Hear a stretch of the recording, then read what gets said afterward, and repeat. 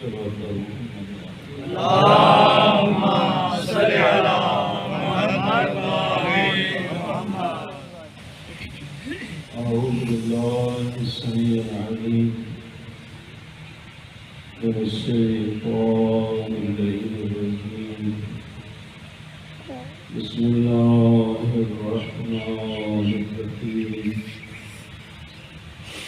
الحمد لله رب العالمين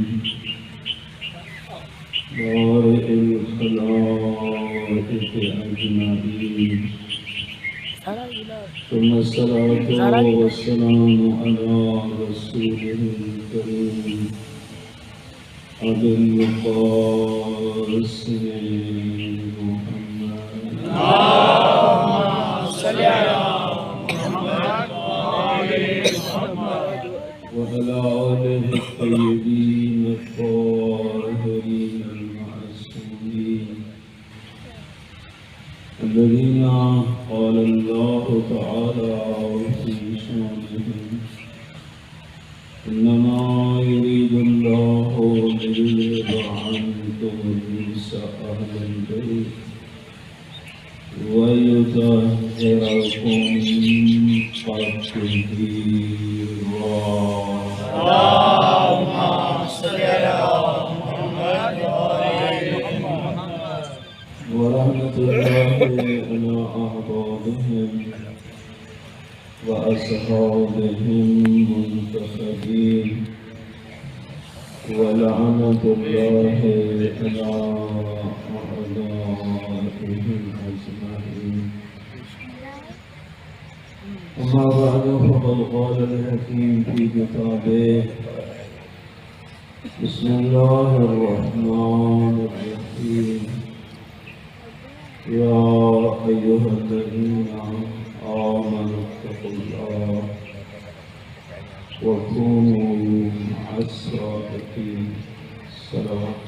اللهم صل على محمد وآل محمد.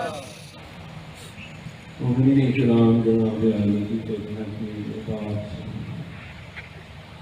پہنچانے کی سعادت حاصل کی کہ قرآن مجید کے الفاظ کی ترتیب اور آیات و صور کی ترتیب من جانب اللہ ہے، اور حضرت کے دور میں بھی یہ ترتیب مکمل ہو چکی تھی. لہذا جہاں جو آیت ہے یا سورت ہے یا جو آیت کے الفاظ ہیں، وہاں ان کا ہونا بھی سبب ہدایت ہے، اور اس ترتیب میں خود ہدایت ہے. آیت کریمہ جو عرض کی ہے، تلاوت کی ہے کہ آواز آمنو سے ہے اور آگے حکم اتقوا اللہ کا ہے. یہ دلیل ہے کہ ایمان کی دولت کے بغیر تقوی الہی حاصل نہیں ہو سکتا. وہ ثمرہ جس کو جنت الفردوس سے تعبیر کیا جاتا ہے، اس میں ایمان کا ہونا شرط ہے. ویسے اگر کوئی چنگا کام کرتا ہے تو عدل الہی کا تقاضا یہ ہے کہ اس بندے کو خدا آجر دیتا ہے، لیکن وہ آجر دنیا تک محدود ہوتا ہے. یہ ذات کا اپنا لطف ہے کہ کسی کے عمل کو بھی وہ ضائع نہیں کرتا. جو زحمت کرتا ہے، جو محنت کرتا ہے، خدا حاصل دیتا ہے. ایمان ہے تو جنت بھی مل جاتی ہے، بے ایمان ہے تو دنیا تک محدود رہتا ہے۔ ایک مرتاد یعنی ریاضت کرنے والا ریاضت باطلہ بھی کرے تو اس کا اجر اس کو دنیا میں ملتا ہے، لیکن اگر ریاضت حقہ کرے گا تو دنیا کے ساتھ آخرت بھی ملے گی۔ اور قرآن کی آیت ہے جو ہم سے دنیا چاہتا ہے ہم اس کو دنیا دیتے ہیں، جو آخرت چاہتا ہے دنیا بھی دیتے ہیں اور آخرت۔ تو یہ خداوند عالم کا ایک نظام عدل ہے جس میں جو مانگنے ہے وہ ذات عطا کرتی ہے۔ میں پڑھ رہا تھا تاریخ میں ایک ہندوستان کا ہندو ساتھو خدمت معصوم میں پہنچا اور اللہ تک بات پہنچی کہ فلاں ہندو آیا ہوا ہے اور وہ کتنی غیب کی خبریں بھی بتاتا ہے۔ حضرت تک اس کی رسائی ہوئی تو حضرت نے اس کا امتحان لینے کے مان سے کہیں ہاتھ بڑھایا اور پھر مٹھی کو بند کر دیا اور فرمایا بتا کہ میرے ہاتھ میں کیا ہے۔ تھوڑا سا آنکھیں بند کرنے کے بعد کہتے ہیں مولا آپ کے ہاتھ میں ایک کبوتر کا انڈا ہے، اور تھا بھی ایسا۔ تجھے کس طرح پتہ چلا؟ کہا میں نے ساری دنیا کو دیکھا ہے، ہر شے اپنی جگہ پہ فٹ تھی، ایک کبوتری کے لانے میں اس کا ایک انڈا کم تھا، میں نے یہی سمجھا کہ وہ آپ کے ہاتھ میں۔ ماشاءاللہ کیا بات ہے بابا۔ تو حضرت نے فرمایا کہ یہ مقام تجھے کس طرح نصیب ہوا؟ بڑی بات ہے، سارے جزیرے کو انسان ٹٹول لے اور وہاں ایک کبوتری کا انڈا نظر نہ آئے تو کہے یہ وہ ہے، بڑی بات ہے۔ حضرت نے فرمایا تجھے یہ کہاں سے حاصل ہوا یہ مقام؟ کہا جی میں نے اپنے نفس کی مخالفت کی، جو میرا نفس چاہتا ہے میں اس کے خلاف کرتا ہوں۔ تو پکی بات ہے۔ کہا جی بالکل میں اس مقام پہ اسی نفس کی مخالفت سے پہنچا ہوں۔ معصوم ہے، امام ہے، طبیب ہے۔ فرمایا یہ بتا تیرا نفس چاہتا ہے کہ تو مسلمان ہو جائے؟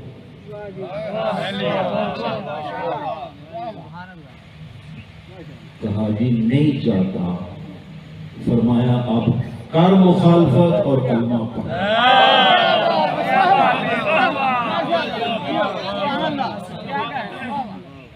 فوراً کہتے اشہد ان لا الہ الا اللہ وان محمد رسول اللہ وانک حجت اللہ۔ حضرت نے فرمایا ذرا آپ بتا میرے ہاتھ میں کیا ہے؟ جی ہم کو نہیں پتا نہیں، ہم کو نہیں پتا۔ تو حضرت نے فرمایا بے ایمان کو اس کی ریاضت کا اجر دنیا میں مل جاتا ہے، صاحب ایمان کو یہ اجر آخرت میں۔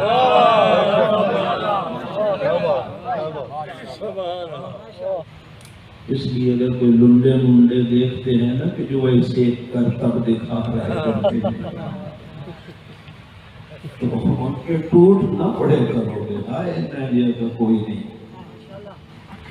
دنیا ریاضت ہے۔ باہر یہ بات ویسے ذہن میں آئی اور اس کی مقصد یہ ہے نظام عدل الہی ہے کہ جو عمل کرے گا اس کو وہ ذات عطا کرے گی۔ اپنا قرآن بنایا ہے، دنیا طلب کرو گے دیں گے، اور آخرت طلب کرو گے تو دنیا بھی دیں گے اور آخرت بھی دیں گے۔ اس لیے تو فرمایا تھا صادق آل محمد علیہ السلام کہ جب مانگنے لگو تو پہلے سوچ لیا کرو کہ کیا مانگ رہا ہوں اور کس سے مانگ رہا ہوں۔ مانگنے میں کوتاہی نہ کیا کرو، آخرت مانگا کرو۔ دنیا خداوند عالم نے دینا ہی ہے۔ اور متقیان کے ارشاد ہے، سبق پڑھیں۔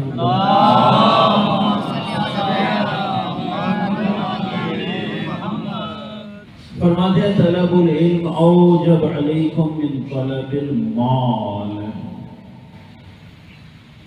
علم کا حاصل کرنا بھی واجب ہے اور رزق کا حاصل کرنا بھی واجب ہے۔ اسلام بیکاری کو پسند نہیں کرتا، گداگری کو بھی پسند نہیں کرتا۔ گداگر بننا ہی ہے تو اپنے خالق کے دروازے پہ بندوں سے مت مانگو، اور خصوصاً اگر مجبوری آ بھی جائے نا دشمن اہل بیت سے مت مانگو۔ میں نے روایت بھی پڑھے، معصوم فرماتے ہیں ہمیں فخر ہے کہ ہمارا ماننے والا بھوکا مر سکتا ہے، ہمارے دشمن سے نہیں مانگے۔ اس لیے حضرت فرماتے ہیں کہ علم بھی طلب کرنا ہے اور مال بھی طلب کرنا ہے، لیکن فرمایا طلب العلم اوجب علیکم من طلب المال، علم کا حاصل کرنا مال اور رزق کے طلب کرنے سے کہیں زیادہ واجب ہے۔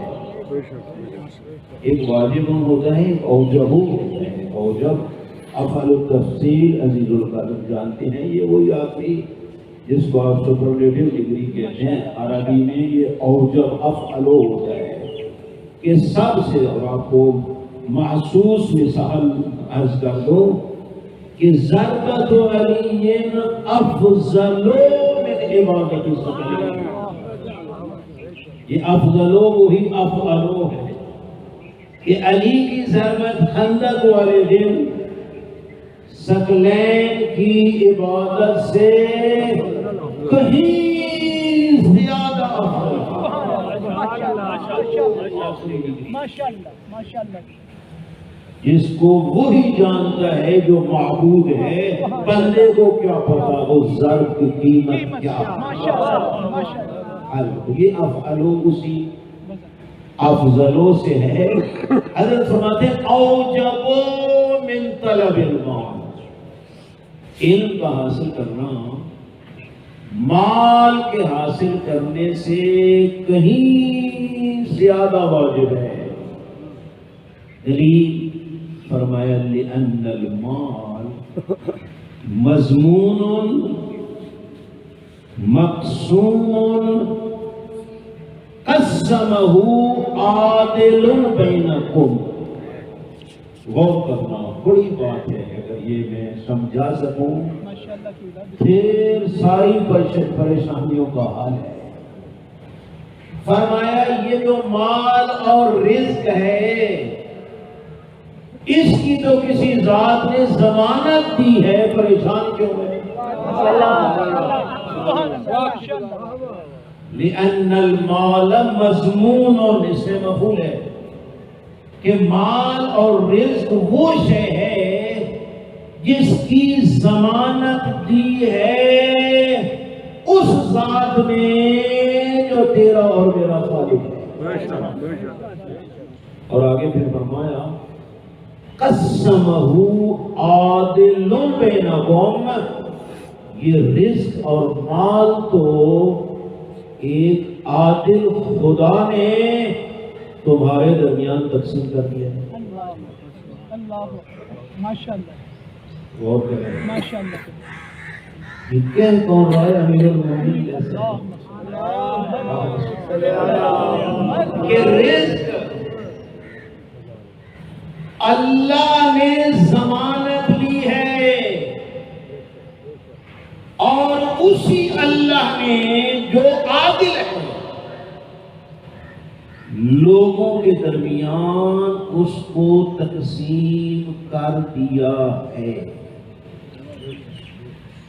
یہ کون کہہ رہے ہیں؟ امیر المومنین. عادل کس کو کہتے ہو؟ عادل وہ ہوتا ہے جس کا جو حق ہے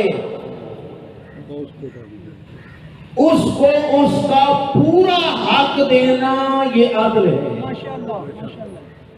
جس کا جو حق بنتا ہے اس کو پورا پورا دینا، یہ عادل ہے. اور کم و زیادہ دینا یہ ظلم ہے. تو اب مجھے بتاؤ، ہم جو اصول دین میں توحید کے بعد عادل کے قائل ہیں، یہ ہمارا خالق عادل ہے اور روزی تقسیم کرتی ہے اس عادل نے. تو اب میں کیوں پریشان ہوں کہ میرے پاس کم کیوں ہے اور اس کے پاس زیادہ کیوں ہے؟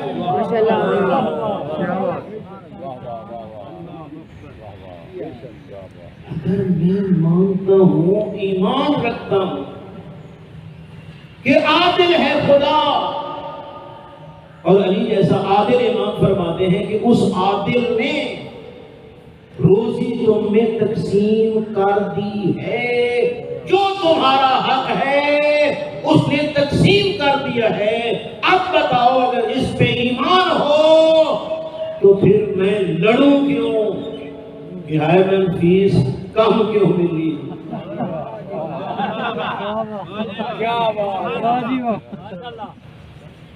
اور یہ بھی غور، امیر المومنین علیہ السلام فرما رہے ہیں رزق اللہ نے تقسیم کر دیا ہے. کیا ہمارا یہی عقیدہ ہے؟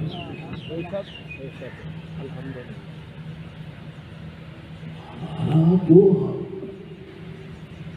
اللہ کو رازق مانتے ہیں اور اللہ کو رزق کا تقسیم کرنے والے مانتے ہیں، وہ تو شیعہ ہوتے ہی نہیں، وہابی ہوتے.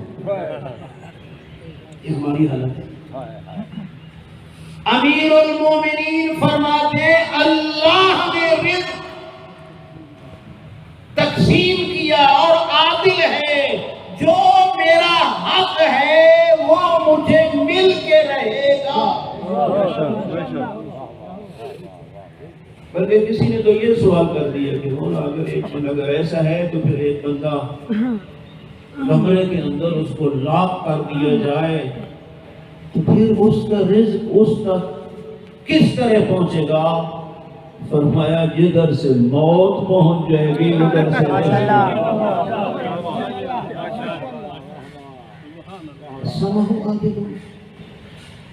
لیکن کیا ہے میرا معاشرہ؟ نہ ہم خالق کو رازق ماننے پہ تیار ہیں اور نہ مقسم ارزاق ماننے پہ.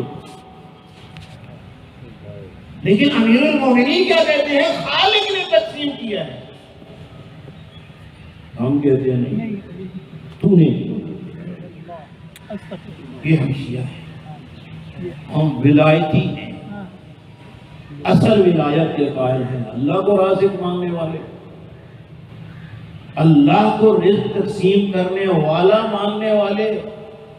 یہ تو مقصر ہیں.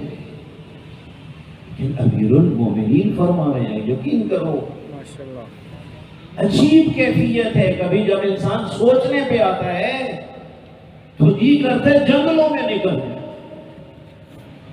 امیر المومنین کہتے ہیں رازق بھی اللہ ہے، تقسیم کرنے والا بھی اللہ ہے،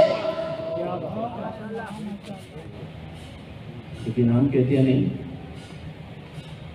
خطبہ حمام نہج البلاغہ میں حضرت نے فرمایا ان اللہ خلق الخلق حین خلقہم غنیا عن طاعتہم آمنا عن معصیتہم فقسم بینہم معیشتہم، کہ اللہ نے جب چاہا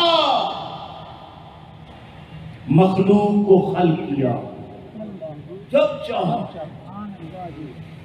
وہ عالم بھی تھا کہ خالق موجود تھا، مخلوق نہیں تھی۔ اس وقت تنہائی سے کوئی گھبراتا نہیں تھا کہ مجبوراً رونق بن جائے مخلوق پیدا کریے، نہیں، جو مخلوق پیدا کرنے سے پہلے جو پوزیشن تھی، مخلوق کے پیدا کرنے کے بعد بھی اللہ کی وہی کیفیت ہے۔ یہ چیزیں وہاں مؤثر نہیں، وہ مزاجوں سے بلند و بالا تر ہے۔ مزاج کس کو کہتے ہیں؟ جو چند چیزوں سے ملتا ہے، جو مل کے بنے وہ خدا نہیں ہوتا، وہ بسیط ہے۔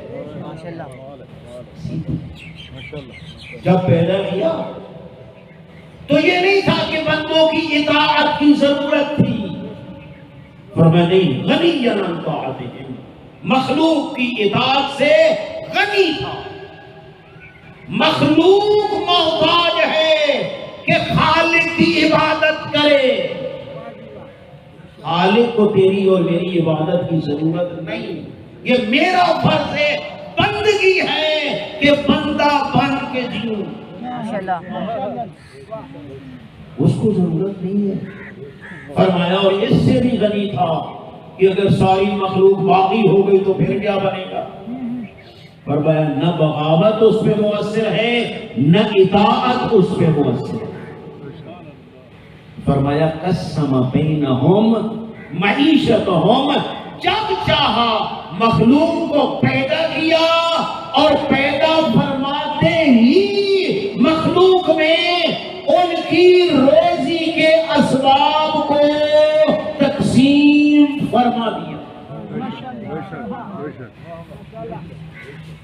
فرما دیا اس وقت سے کہ فلاں نے مزدوری کے ذریعے حاصل کرنی ہے، فلاں نے ملازمت کے ذریعے حاصل کرنی ہے، فلاں نے زراعت کے ذریعے حاصل کرنی ہے، فلاں نے فلاں سبب کے ذریعے روزی حاصل کرنی ہے۔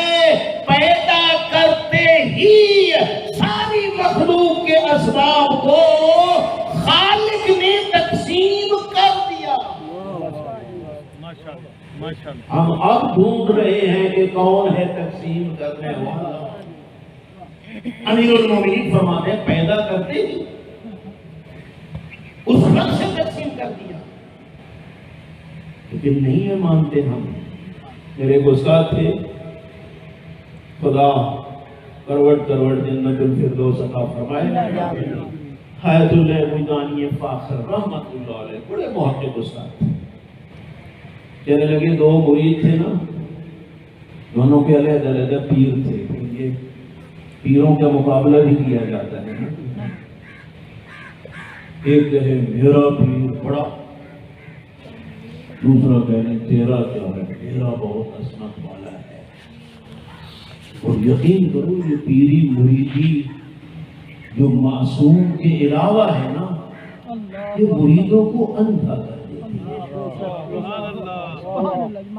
یقین کرو معوف ہو جاتے ہیں، ذرا سوچتے بھی نہیں ہیں۔ خیر آپ نے بھی چند دن پہلے محرم سے واٹس ایپ دیکھا ہوگا، وہ پیر 11ویں والی سرکار کے مرید کا ایک واٹس ایپ میں نے دیکھا، وہ کلپ، وہ کہہ رہے تھے کہ ماہ رمضان سے کوئی 27 اور 28 والی رات تھی کہ پیر دستگیر صاحب نے نا اپنے سارے مریدوں کی افطاری کا اہتمام کیا، آگے سارے دسترخوان پہ ایک نوجوان بڑا ہی حسین آیا، اس نے جھک کے سلام کیا، اس نے افطاری نہیں کی، پیر صاحب نے کچھ فرمایا اور پھر وہ چلا گیا۔ تو مریدوں نے کہا افطاری کا ٹائم تھا، اس نوجوان نے تو آپ کے دسترخوان سے افطار کیا ہی نہیں ہے۔ پیر صاحب فرمایا چلیو یہ انسان نہیں تھا تو پھر کیا تھا؟ کہا یہ چاند تھا۔ توجہ کرنا، یہ چاند تھا، شوال والا پوچھنے آیا تھا پیر صاحب فرماؤ 29 نو چڑھا یا 30 نو؟ یقین کرو نیچے سبحان ایک حقیقت ہے، میرے تو شاید وہ موبائل میں ابھی بھی وہ اس آنے سے چند دن میں حیران کہ کس طرح انسان دیوانہ ہو جاتا ہے۔ الحب تعمی و تسم، بے جان محبت اندھا بھی کر دیتی ہے اور بہرا بھی کر دیتی ہے۔ یہ معصوم تو میرے بزرگ استاد فرمانے لگے، پیر صاحب مریدوں کا مقابلہ ہو گیا تو ایک نے کہا نہیں میرا پیر ماشاءاللہ اتنی عظیم ہستی ہے کہ ہر رات معراجوں پہ چلا جاتا۔ دوسرا کہ نہیں ہو سکتا، کہاں جاتا؟ اب پوچھ لینے آئے تو پیر بیٹھا پوچھ لیتے گئے جناب پیر صاحب آپ ہر رات معراج پہ جاتے ہیں؟ میں تو چارپائی چھت پہ رکھ کے سوتا ہوا ہوتا ہوں، میں کب معراجوں پہ جاتا ہوں؟ استاد بزرگوار فرمانے لگے کہ وہ بندہ، وہ مرید جو کہہ رہا تھا نا کہ پیر صاحب معراجوں پہ جاتے ہیں، یا پیر نے کہا کہ میں نہیں جاتا، تو وہ کہنے لگا واللہ مرشدم دروغ بھی ہویا کہ قسم بخدا یہ میرا پیر اب جھوٹ بول رہا۔ استاد فرمانے لگے کبھی اس کی معراج کا قائل ہے، جب مزاج کے مطابق بات نہیں ہوئی تو کہتے ہیں وہی معراجوں پہ جانے والا جھوٹ بول رہا ہے۔ ہماری حالت اسی اندھے مرید کی طرح ہے۔ ادھر پتہ نہیں امام علیہ السلام کی کس ولایت کے قائل ہیں، یا وہ فرماتے ہیں کہ رزق میں نہیں دیتا میرا خالق دیتا ہے، میں تقسیم نہیں کرتا میرا اللہ کرتا ہے۔ امام کی اس بات کو ماننے کے لیے ہم تیار نہیں۔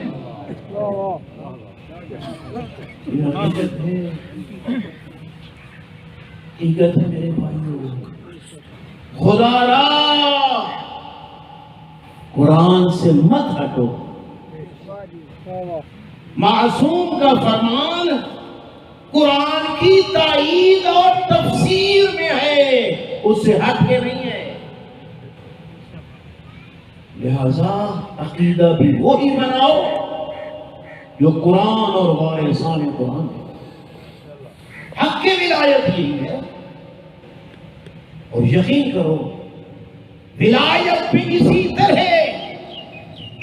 طرح علی ولی اللہ وصی رسول اللہ و خلیفتہ بلا فصل پہ ایمان رکھو، اس طرح لا الہ الا اللہ پہ ایمان رکھو، محمد الرسول اللہ پہ ایمان رکھتے ہو، اسی طرح علی ولی اللہ وصی رسول اللہ و خلیفتہ بلا فصل پہ ایمان رکھو۔ سبحان اللہ۔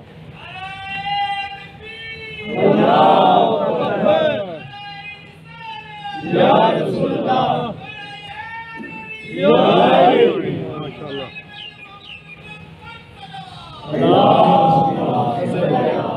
قرآن نے ہمیں تینوں یہ ولایتیں دی ہیں۔ انما ولیکم اللہ ورسولہ والذین آمنوا الذین یقیمون الصلاۃ ویؤتون الزکاۃ وہم راکعون۔ تمہارا ولی اللہ ہے، تمہارا ولی اللہ کا رسول ہے، تمہارا ولی وہ ہستی ہے جو نماز پڑھتے ہوئے حالت رکوع میں زکات دنیا لے آیا علی علیہ السلام سے ہٹ کے کسی مائی کے لال کو، جب کوئی ہے ہی نہیں تو پھر علی ولی اللہ وسیع. یہاں آپ دیکھیں کیا ان پیغمبر خدا کی ولایت اور علی المرتضی کی ولایت کے اندر کوئی اور ولایت کا تذکرہ ہے؟ جب ہے ہی اور کوئی نہیں تو ہم علی کے علاوہ بعد از پیغمبر خدا کسی کو ولی مانیں کیوں؟ تو ہمیں ضرورت ہے نہ قرآن نے ہمیں کہا، بلکہ میں نے تو ایک حدیث میں آپ کو چاہتا ہوں سناؤں، اس میں میں نے بڑا حیران رہ گیا اور میں نے نظر کی ہے، کچھ توفیق خدا نے دی تو سناتا ہوں کہ یہ ولایت علی ابن ابی طالب فقط امت مسلمہ کے لیے نہیں، آدم سے لے کر خاتم تک جتنے انبیاء آئے ہیں عالم ارواح اور عالم زر میں ان سب کے سامنے علی کی ولایت پیش کی گئی.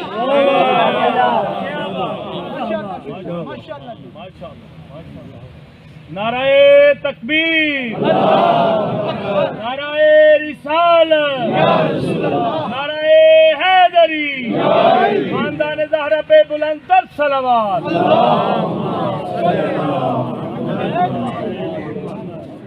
صحیفۃ الابرار ایک کتاب ہے، وہاں سے میں نے یہ روایت نقل کی ہے اور انہوں نے تفسیر کا حوالہ دیا ہے کہ ہم نے وہاں سے نقل کی. جناب ابو ذر غفاری سبحان اللہ کہتے کنت ذات یوم عند رسول اللہ صلی اللہ علیہ وآلہ وسلم. ایک دن ایسا تھا کہ میں سید الانبیاء کی خدمت میں بیٹھا تھا. اتنا پیارا منظر ہوگا.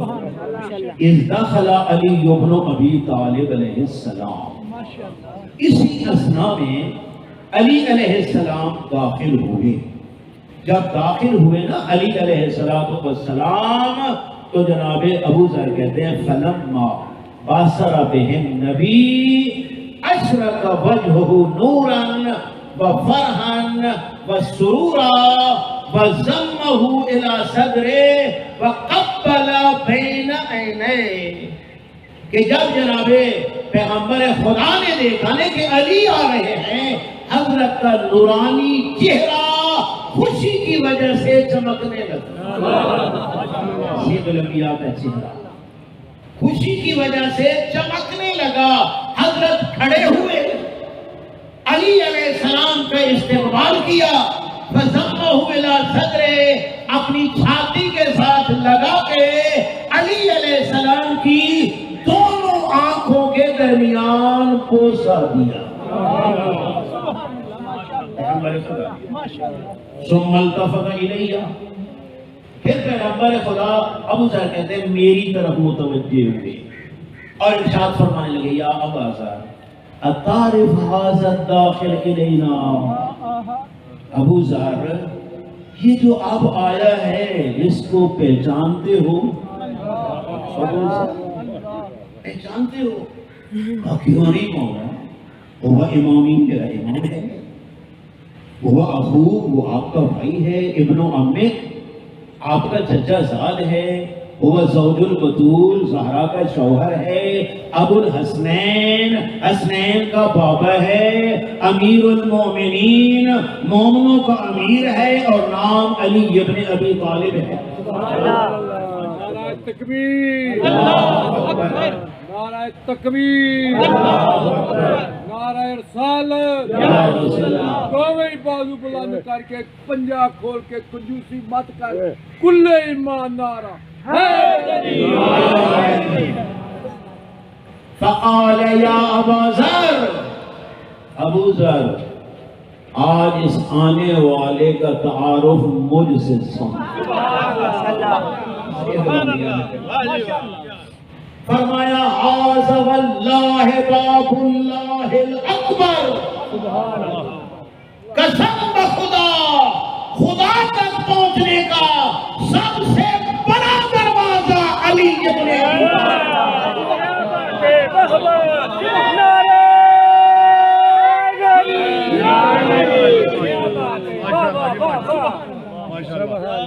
تو ہم سنتے تھے کہ انا مدینۃ العلم وعلی بابھا، رسول اللہ تک پہنچنا ہے تو دروازہ علی ابن ابی طالب ہے، وہی اللہ کا رسول کہتا ہے اللہ تک پہنچنا ہے تو سب سے بڑے دروازے کا نام علی ابن ابی طالب ہے۔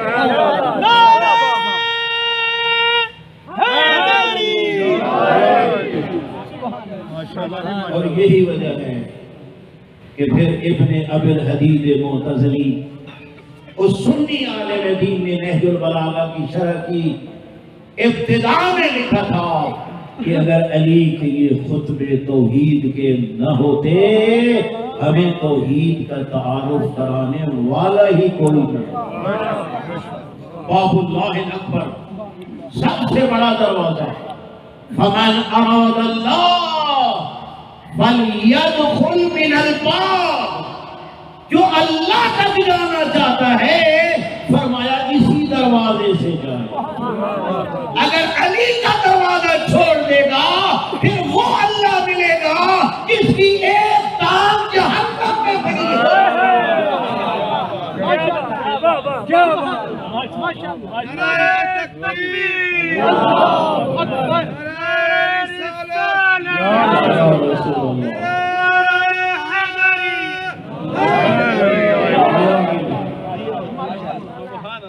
حوض القائم بالقسط اللہ، ابو ذر یہ وہ ہستی ہے جو اللہ کے نظام عادل کو قائم کرے گی۔ اور پھر اپنوں نے بھی لکھا، پرائیوں نے بھی لکھا، قتل فی محراب المسجد لشدت عدل، 19 کی صبح کو ضرب لگتی ہے ذاتی مخالفت کی وجہ سے نہیں، عدل الہی کی وجہ سے۔ نظام عادل کو قائم کرنے والا، تفصیل کا ٹائم نہیں ہے۔ پھر فرمایا ھذا ناصر لدین اللہ، اللہ کے دین کی مدد کرنے والا یہ علی ابن ابی طالب ہے، حجت اللہ علی خلقہ، ساری مخلوق پہ حجت خدا، فقط انسانوں پہ نہیں پورے جہانوں پہ حجت خدا ہے۔ بلکہ فرمایا ان اللہ یحتج بہ علی جمیع خلقہ فی الامم کلھا، اخذ علیہم العہود بولایت ھذا فی معذر کل امت فیہا النبی۔ سید الانبیاء نے فرمایا اللہ کی ذات نے عالم ذر اور عالم احد میں ہر نبی کی امت کے سامنے، نبی کے سامنے علی کو لا کے اس کی ولایت پیش کی۔ علی حق کے، علی حق کے، سارے یا کو یار، علی حق کے، علی حق کے، علی حق کے، زارا نہ ہمارے کوڑے دی زبان تے لڑے لا رنگے دا ساپے، دوویں بازو بلند کر کے کلے ایمان نعرہ ہے۔ ابو ذر کہتے ہیں یا رسول اللہ بے ابی انت و امی قد ملأت قلبی سرورا، و سید الانبیاء اور تجھ پہ میرے ماں باپ قربان ہو جائیں، تو نے خوشی سے میرے کلیجے کو بھر دیا۔ صدری یا رسول اللہ، تھوڑا اور بھی مجھے میرے امام کے فضائل سنا دو۔ فرمایا یا ابا ذر انا للہ علی کل رکن من ارکان عرشہ 70,000 ملک لیس لهم تسبیح ولا عبادہ الا الدعاء لعلی علیہ السلام والدعاء علی اعداء علی ابن ابی طالب۔ اس ترجمے میں ذرا غور کرنا۔ فرمایا ابو ذر اللہ کا جو عرش ہے اس عرش کے پھر ستون ہیں، ارکان ہیں، ہر رکن کے نیچے اللہ کا 70 70,000 فرشتہ ہے، عرش الہی کے ارکان اور ہر رکن کے نیچے 70,000 فرشتہ، لا تسبیح لہم، نہ وہ کوئی تسبیح پڑھتے ہیں، ولا عبادت لہم، نہ کوئی عبادت کرتے ہیں، فقط وہ دو کام کرتے ہیں، علی پہ صلوات بھیجتے ہیں، دشمن علی پہ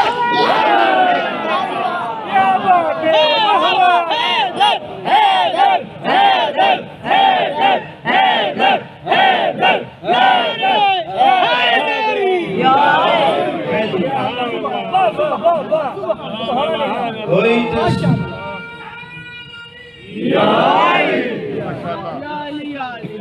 لا تسبیح لہم ولا عبادت لہم، کوئی خاص عبادت نہیں، کوئی خاص تسبیح ان کی نہیں، عرش الہی کے نیچے علی پہ صلواتیں پڑھ رہے ہیں، دشمن علی پہ لعنتیں بھیج رہے ہیں۔ یہ ہے علی کی شان۔ فرمایا یا ابا ذر لولا علی ما کان الحق من الباطل، ابو ذر اگر علی نہ ہوتے تو حق اور باطل کا فرق کون بتاتا؟ حق اور باطل کا فرق ختم ہو جاتا اگر علی نہ ہوتے، اس لیے خود فرمایا تھا الحق مع علی وعلی مع الحق، اللہم ادر الحق حیث ما دار علی۔ او لوگو، حق علی کے ساتھ ہے، علی حق کے ساتھ ہے، خدایا ادھر علی مڑتا جائے، حق کو پھیرتا جائے۔ علی حق، علی حق، علی حق، علی حق، علی حق، علی حق، نعرہ حیدری۔ اگر علی نہ ہوتے حق اور باطل کی پہچان ختم ہو جاتی۔ یہی وجہ ہے کہ جب خلافت دھکے کھا کھا کے آئی تھی میرے معصوم امام کے دروازے پہ، حضرت آئے تھے، پہلے تو دنیا یہ سوچنے لگی کہ بیچارہ بیٹھے گا کہاں، کہ ہو سیڑھی تو بچی کوئی نہیں ہے، لیکن دنیا نے دیکھا علی وہاں بیٹھے جہاں نبی بیٹھا کرتے تھے، چہنے گویاں شروع ہو گئیں، ادھر بیٹھا جہاں نبی جا کے بیٹھتے تھے، توہین رسالت کر دی۔ جب یہ کہنے لگے فرمایا بندگان خدا آدم مصنوع من الخشب، یہ ممبر لکڑی کا بنا ہوا ہے، تم اس پہ تعجب کر رہے ہو، علی تو مہر نبوت ہے۔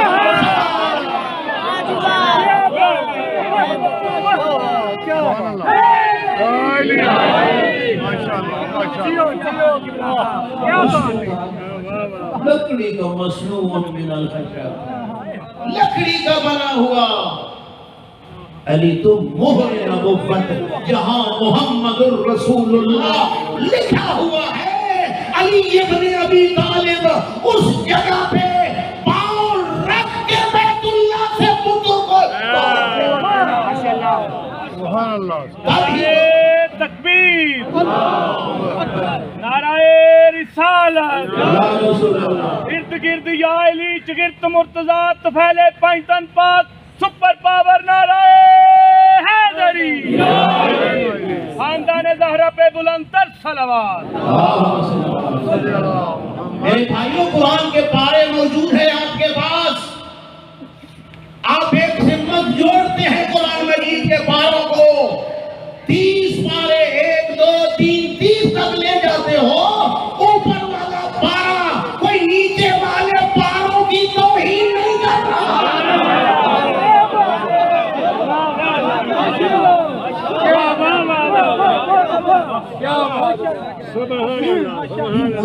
قرآن ہے علی من نور واحد، میں سید الانبیاء کا نور اور میرے بھائی علی ابن ابی طالب کا نور ایک ہی شے ہے۔ اس لیے میرے بھائی اور بزرگوں، یہ اتنی عظمت والا علی، اس کی ولایت کے ہم قائل ہیں، اور عرض کیا ہے جس طرح اللہ کی توحید کے قائل ہیں، پیغمبر خدا کی رسالت کے قائل ہیں، اسی طرح ہم علی کی ولایت کے قائل ہیں۔ ذرا بھی نہیں ہے، یہ سارے ایمان کا حصہ ہے۔ لیکن میرے بھائیو، حق ولایت اس سے ادا ہوتا ہے کہ علی کو بھی مانے اور علی کی بھی مانے۔ تو وہ فرمائیں گے تو حکم خدا ہوگا، حکم مصطفیٰ ہوگا، عقیدہ بھی وہی درست ہوگا جو امیر المومنین کہیں گے، عمل بھی وہی صحیح ہوگا جس کی صحت پہ معصوم کا عمل ہوگا۔ میری اور میری مرضی کا اس میں کوئی تعلق نہیں ہے، مرضی مولا از ہم اولا، مولا علی کی مرضی ہر مرضی سے بلند ہوتی ہے، فقط اللہ کی مرضی حاکم ہوتی ہے علی کی مرضی پہ، اور علی ہوتا ہی وہی ہے جو اللہ کی مرضی کو اپنی ذات سے مقدم رکھتا ہے، تب ہی تو لقب مرتضیٰ ملا۔ اس لیے میرے بھائیو، اگر دنیا علی علیہ السلام کی ولایت کو قبول کر لیتی، علی کی بیٹیاں جنگلوں میں نہ رولتی۔ میرے بھائیوں کو عرض کیا تھا، مکہ چھوڑا، مدینہ چھوڑا، کہاں آئے؟ عمل کی جگہ سمجھ کے مدینہ مکہ پہنچا۔ تو جو قرآن نے کہا ہے کہ سب سے امن والی جگہ مکہ ہے، میرے بھائیوں، مچھر کو مارنے کی اجازت نہیں، چیونٹی کو مارنے کی اجازت نہیں ہے، امن کی جگہ ہے۔ اور حسین آئے ہیں امن کی جگہ، لیکن کیا وہاں امن مل گیا؟ نہیں، حاجیوں کے لباس میں فرزند زہرا کو ذبح کر دیا۔ عاشق حج کا حسین ابن علی، ساری دنیا سے لوگ حج کرنے کے لیے آ گئے ہیں، حسین ابن علی آپ ذی الحجہ کو جو حج پہ گئے ہو، حج کا احرام باندھا جاتا ہے، امام فرماتے ہیں حسین اس سال حج نہیں کرے گا۔ حسین تو حج کا عاشق ہے، عرفات کا فرزند ہے، مینا کا فرزند ہے، مکہ کا فرزند ہے، وارث ہے حج کا، کیوں حج نہیں کر رہا؟ پتہ نہیں کس جگر سے زینب کو کہا ہوگا، بہن تیرے ویر کو حاجیوں کے لباس میں آگے ذبح کرنے کے لیے لوگ آئے ہیں، میں نہیں چاہتا کہ میرے ذبح ہونے سے بیت اللہ کی حرمت پامال ہو جائے، میں حج نہیں کروں گا، لیکن قیامت تک کے لیے حج کو بچا لوں گا۔ جب حسین نے ارادہ کیا، اپنے قریبی رشتہ دار آگے، کہا حسین پھر کہاں جانے کا ارادہ ہے؟ کہا عراق جاتا ہوں۔ کہا عراق نہ جاؤ، عراق والوں نے نواب علی سے وفا کی، امیر حسن سے وفا کی، کہیں اور چلے جاؤ۔ کہا بس سوچتا ہوں، تھوڑی دیر کے بعد پتہ چلا قافلہ چل پڑا ہے، آگے کہتے مولا آپ نے تو کہا تھا کہ سوچوں گا، کہاں حکم مل چکا ہے کہ عراق کا سفر اختیار کرو، ان اللہ شاء ان یرانی قتیلا، اللہ کی ذات جاتی ہے کہ کربلا کے لقب صحرا میں حسین 3 دن کا بھوکا اور پیاسا اور ذبح کر دیا جائے۔ اور میرے بھائیوں، جب یہ جملہ قیوم بنو ہاشم نے سنا، کے خنجر چلنے لگے، حسین اگر خود مرنے کے لیے جا رہا ہے اور جانا چاہیے تو اپنے ساتھ کیوں لینے جا رہا ہے؟ ان اللہ شاء ان یراہن سبایا، اور جو اللہ مجھے شریف دیکھنا چاہتا ہے اسی کی منشا ہے کہ زینب ننگے سر اور قربان شام کے بازاروں میں اور درباروں میں کعبے کے لہجے میں خطبے دے دے کے دین کو بچائے۔ انا للہ و انا الیہ راجعون۔ عرائض کو قبول فرما، آمدن و سامن کا پہلے تو معاف فرما۔ کریم اللہ بحق محمد و آل محمد علیہ السلام دین کو سمجھنے اور اس پہ عمل کرنے کی توفیق اور رحمت فرما۔ اور الہ اپنے اولیاء کی معرفت نصیب فرما، ان کے احکام اور سیرت پہ چلنے کی توفیق اور رحمت فرما۔ اور الہ ہمارا حشر و نشر عزاداران مظلوم کربلا کے ساتھ فرما۔ کریم اللہ جو مومنین اس دنیا سے جا چکے ہیں ان کو کربلا والوں کے ساتھ محشور فرما، ہمارے شہداء کو شہداء صدر اسلام کے ساتھ محشور فرما، علماء اعلام کا سایہ ہمارے سروں پہ برقرار فرما، مراج نظام کو طول عمر عطا فرما۔ کریم اللہ دنیا میں جہاں بھی مظلوم ہیں ان کی مدد فرما، ظالموں کا بیڑا غرق فرما، ظہور امام زمانہ میں تعجیل فرما۔ اور الہ مسلمانوں کو اتفاق اور اتحاد کے ساتھ مل کے جینے مرنے کی توفیق و رحمت فرما۔ اور الہ جو داخلی نفاق، اختلاف اور شقاق ہے کربلا والوں کے صدقے اس کو ہمیشہ کے لیے ختم فرما۔ اور الہ پاکستان میں امن و سلامتی عطا فرما، پورے جہان میں امن و سلامتی عطا فرما۔ کریم اللہ جو مومنین قصد حج و زیارات رکھتے ان سب کو موفق فرما، جو اس مقدس سفر پہ ہیں ان کے سفر پہ قدر فرما۔ خدایا ہماری ان سب دعاؤں کو مستجاب فرما۔ وتقبل منا انک انت السمیع العلیم، بحق زہرا و ابیہا و بعلہا و بنیہا والسر المستودع فیہا برحمتک یا ارحم الراحمین۔